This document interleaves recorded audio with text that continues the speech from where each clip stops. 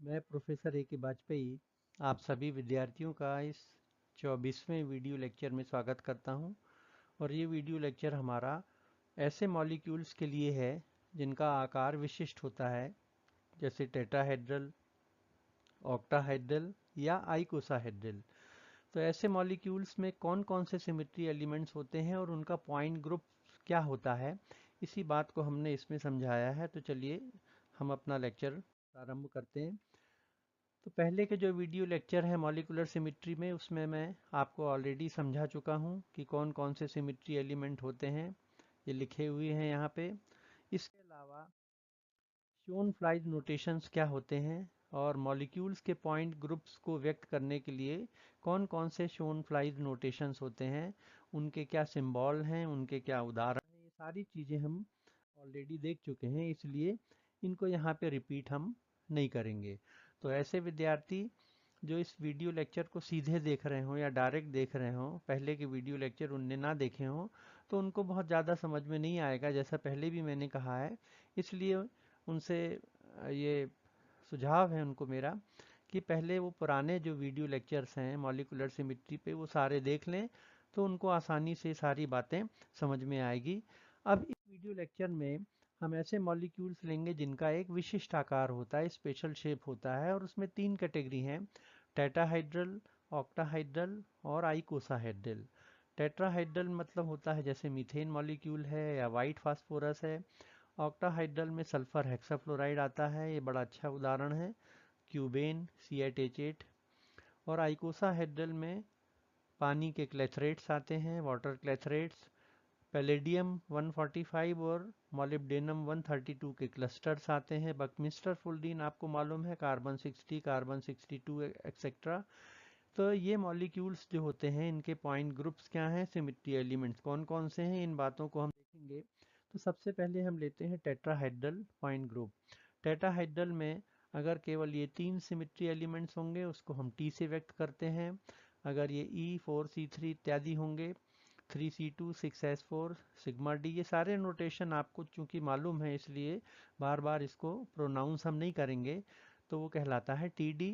और अगर इसमें सिग्मा एच भी होगा, आई भी होगा, तो वो कहलाता है TH। तो हम एक ऐसा एग्जाम्पल लेंगे जो बिल्कुल सिंपल है, मीथेन मॉलिक्यूल का, और उसका जो पॉइंट ग्रुप है वो है TD।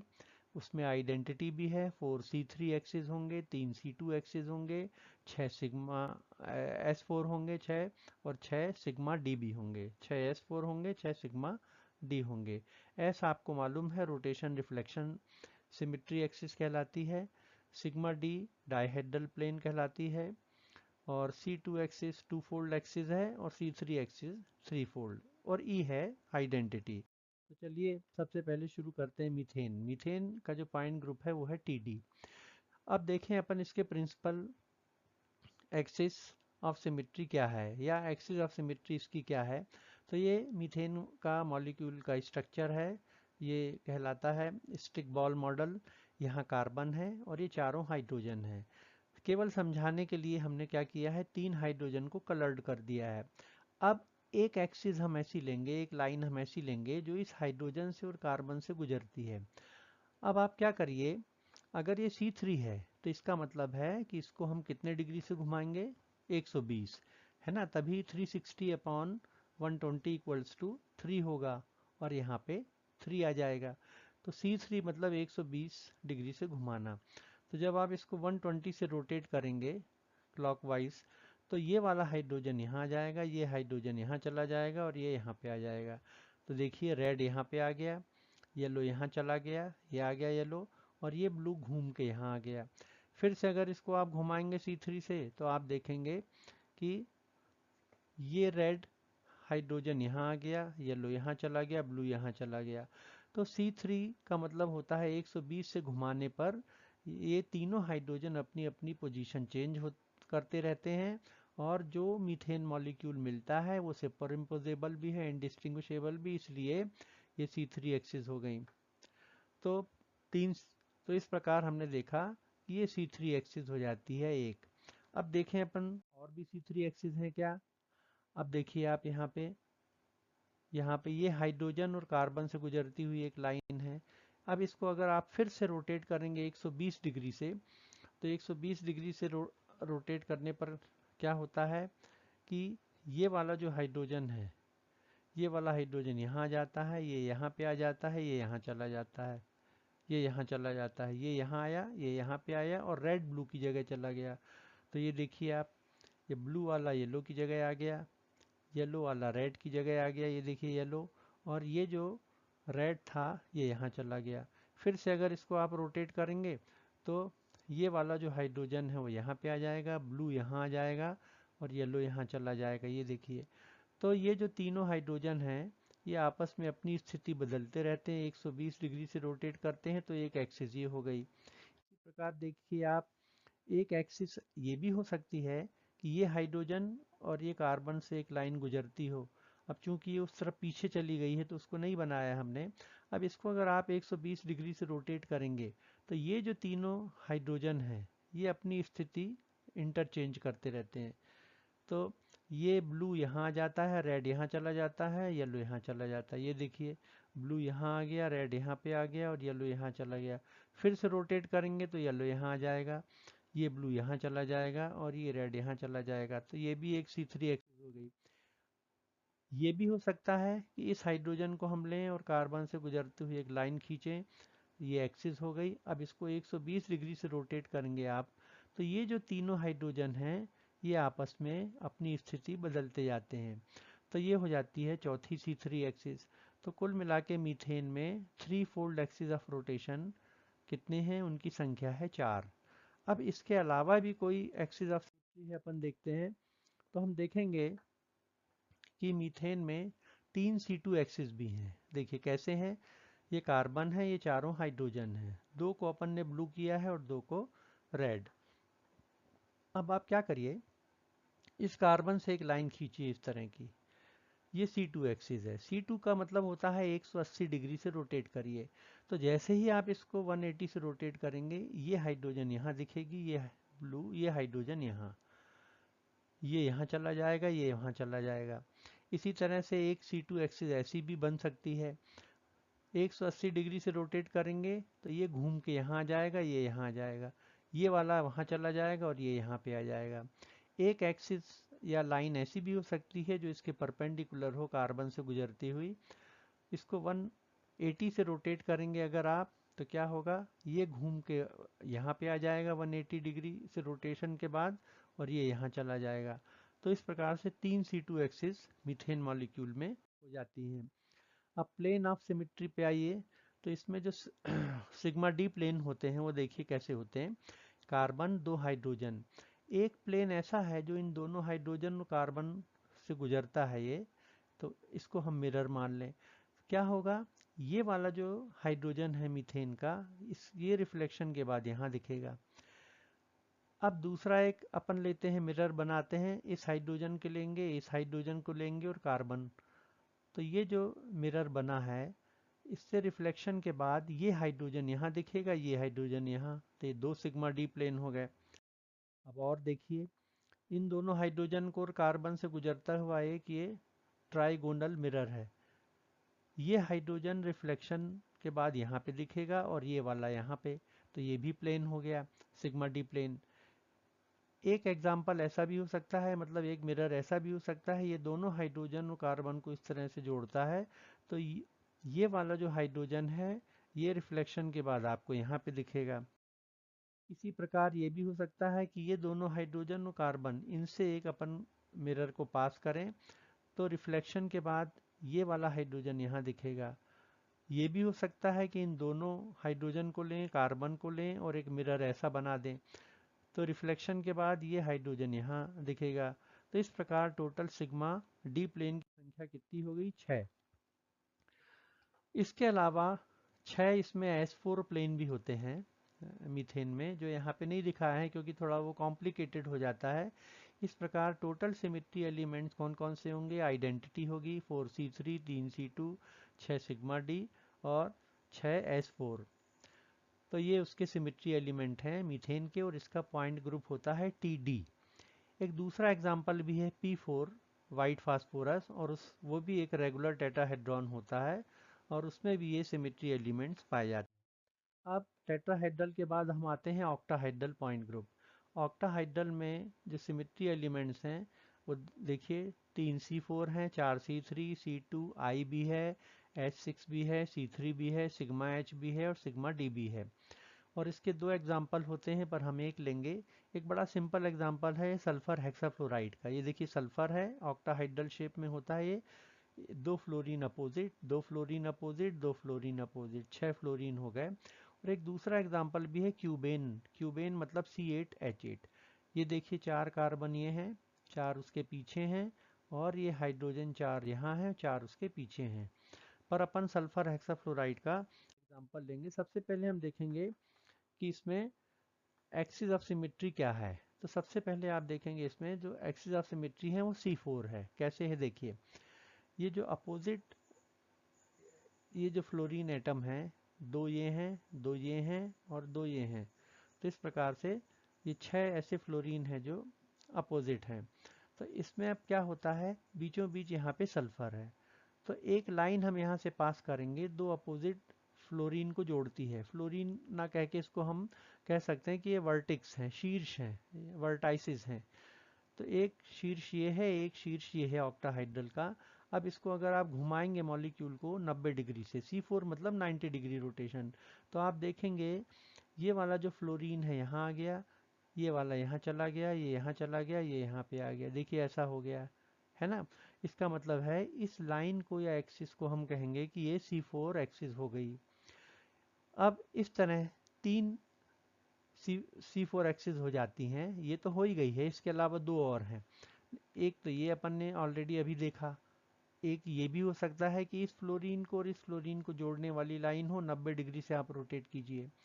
और ये भी हो सकता है कि ये फ्लोरीन और ये फ्लोरीन इनको अपन जोड़ें सल्फर से गुजरती हुई, तो ये भी एक C4 एक्सिस है। इस प्रकार 3 C4 एक्सिस हो जाती हैं किसमें, सल्फर हेक्सा क्लोराइड में। अब ये जो C4 एक्सिस थी, मतलब 90 डिग्री से जैसे आपने रोटेट किया था, अगर एक बार और रोटेट करेंगे 90 से, तो कितना हो गया, 180 रोटेशन हो गया। तो जब 90 से इसको रोटेट करते हैं आप, तो ये येलो यहाँ जाता है फ्लोरीन, ये यहाँ चला जाता है, ये इस तरह से। और फिर से 90 से अगर रोटेट करेंगे तो ये ब्लू वाला फ्लोरीन यहाँ आ गया, ये यहाँ चला गया, ये फ्लोरीन यहाँ चला गया और ये ग्रीन यहाँ आ गया।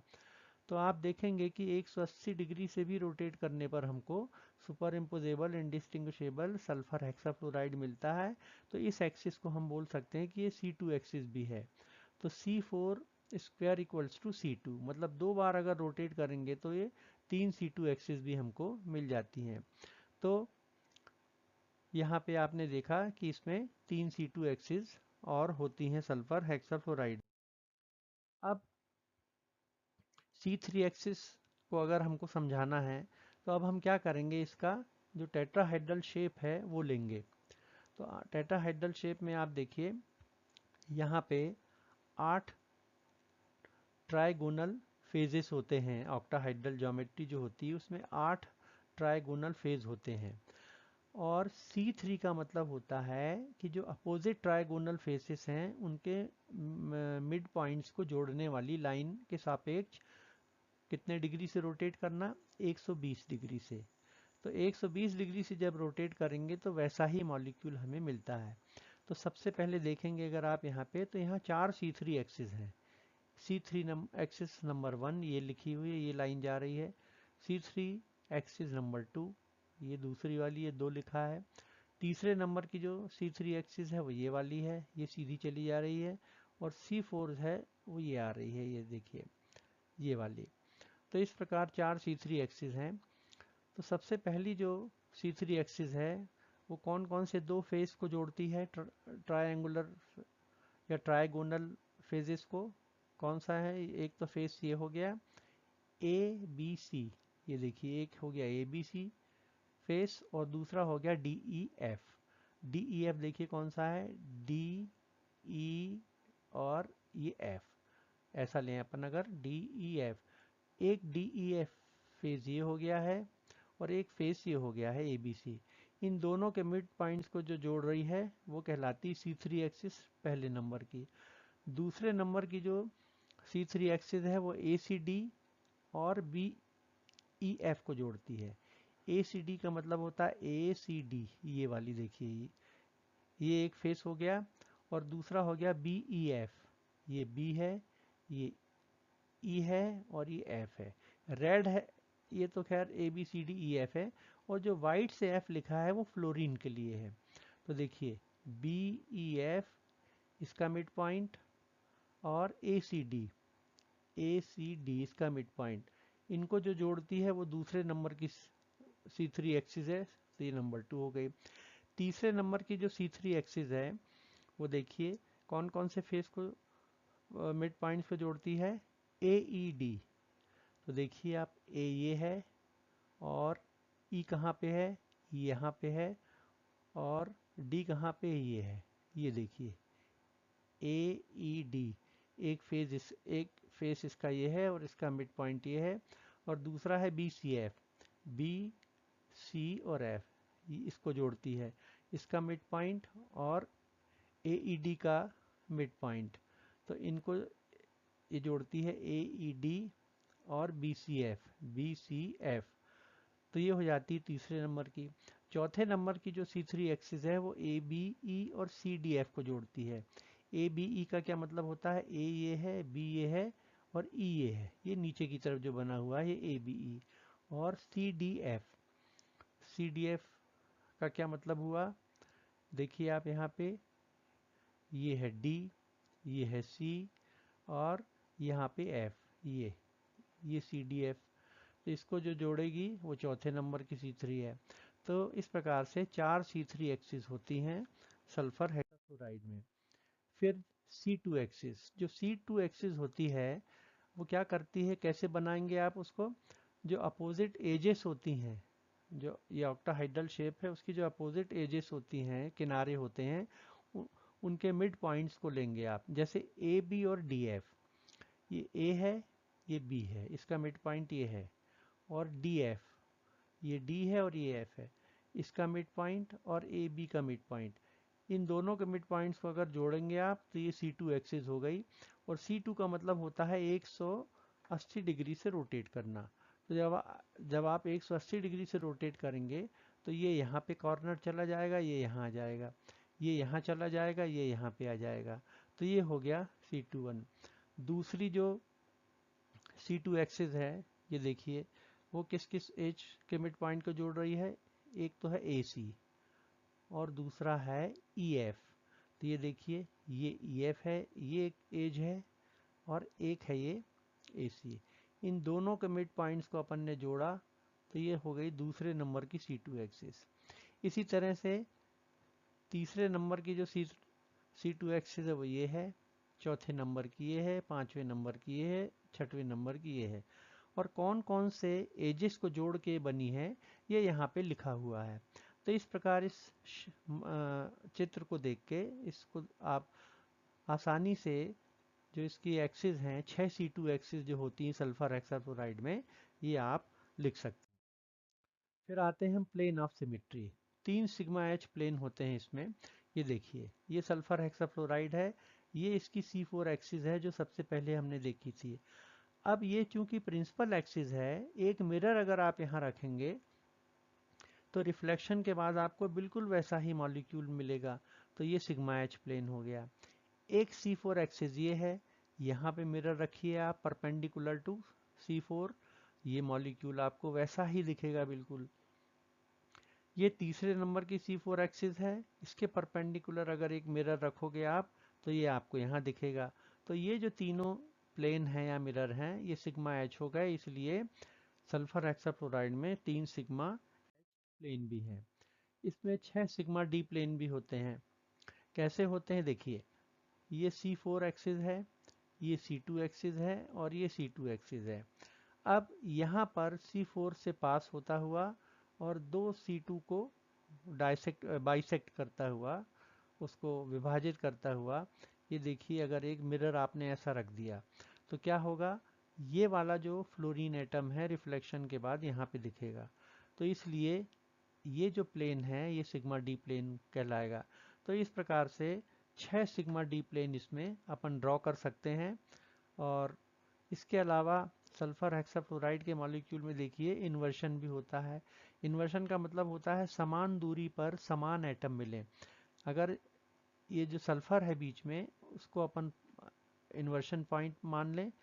यहाँ पे ये फ्लोरीन है, समान दूरी पे ये है, ऊपर ये है, नीचे ये फ्लोरीन है, यहाँ पे ये फ्लोरीन, यहाँ पे है, तो इसमें आई भी है। तो इस प्रकार टोटल सिमेट्री एलिमेंट्स इसमें ई है, आई है, C4 है, 4C3 है, 9C2 है, सिग्मा डी है, S4 है, S6 है और सिग्मा H है।